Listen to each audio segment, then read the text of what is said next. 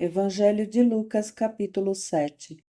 Um centurião revela sua fé em Jesus. Havendo concluído suas instruções aos discípulos e ao povo, Jesus entrou em Cafarnaum.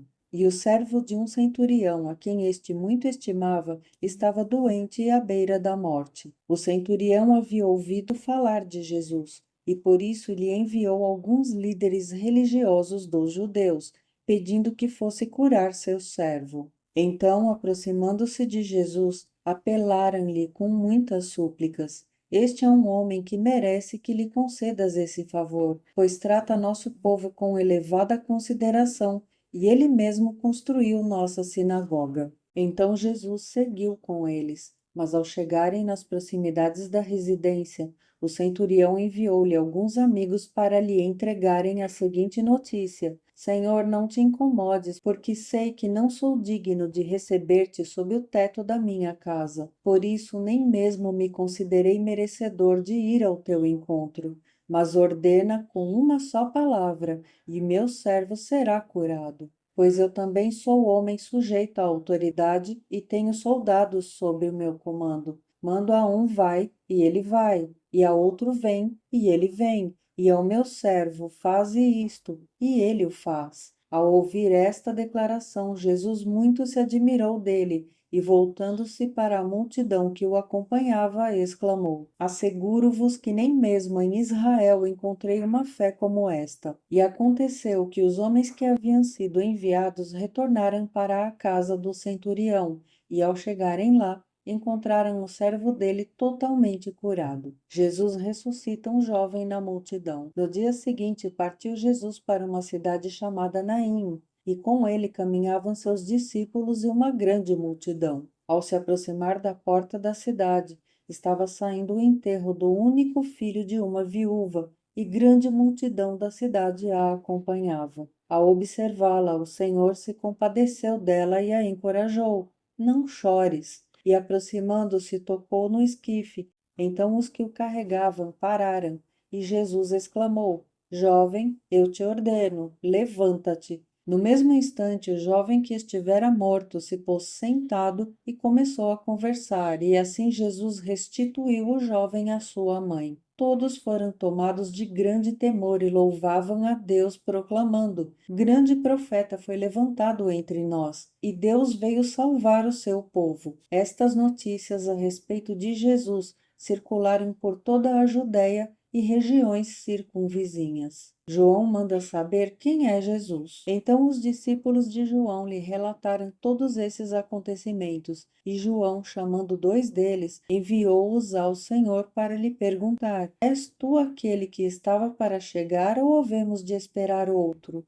Assim que os discípulos de João se aproximaram de Jesus, lhe explicaram: João Batista mandou-nos para vos indagar: És tu aquele que estava para chegar ou havemos de esperar outro? E na mesma hora Jesus curou muitos de doenças e todos os tipos de sofrimento, bem como de espíritos malignos, e concedeu visão a muitos que eram cegos. E depois disto, declarou aos mensageiros: Ide e relatai a João tudo o que vistes e ouvistes. Os cegos veem, os aleijados andam, os leprosos são purificados, os surdos ouvem, os mortos são ressuscitados e o evangelho é pregado aos pobres. E mais, bem-aventurado é aquele que não se escandalizar por minha causa. Jesus confere honras a João. Havendo partido os mensageiros de João, passou Jesus a testemunhar às multidões acerca da pessoa e da obra de João. Que saístes a ver no deserto?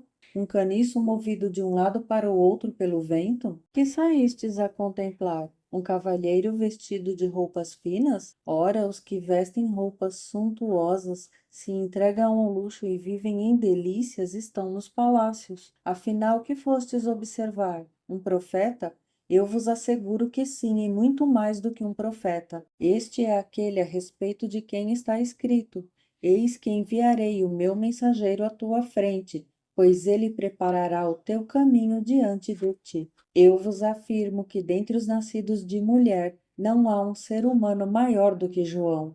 Todavia, o menor no reino de Deus é maior do que ele. E todo o povo, inclusive os publicanos, ao ouvirem as palavras de Jesus, reconheceram que o caminho de Deus era justo e se submeteram ao batismo de João. Entretanto, os fariseus e os doutores da lei rejeitaram o conselho de Deus para eles próprios e não se dispuseram a ser batizados por ele. Sendo assim, a que compararei as pessoas da presente geração? Prosseguiu Jesus. Com que se assemelham? Ora, são como crianças que ficam sentadas na praça e gritam umas às outras. Nós vos tocamos flauta e vós não dançastes.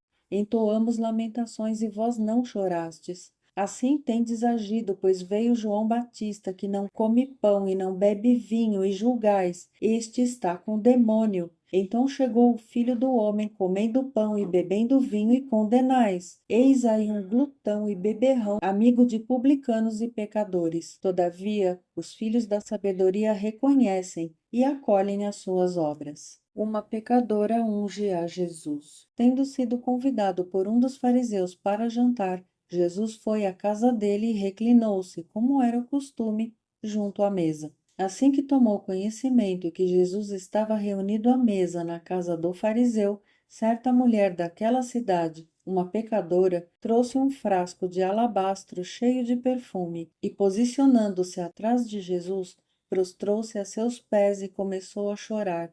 Suas lágrimas molharam os pés de Jesus, mas ela em seguida os enxugou com os próprios cabelos, beijou-os e os ungiu com o perfume. Diante de tal cena, o fariseu que o havia convidado falou consigo mesmo: se este homem fora de fato profeta, bem saberia quem nele está tocando e que espécie de mulher ela é. Uma pecadora. Então voltou-se Jesus para o fariseu e lhe propôs: Simão, tenho algo para dizer-te. Ao que ele aqueceu: sim, mestre, dize-me. 2 homens deviam a certo credor.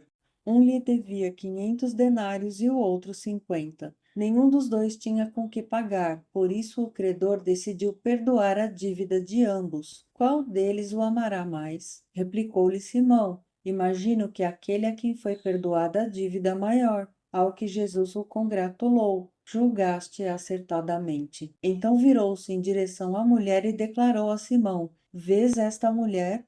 Entrei em tua casa e não me trouxeste água para lavar os pés, como é o costume.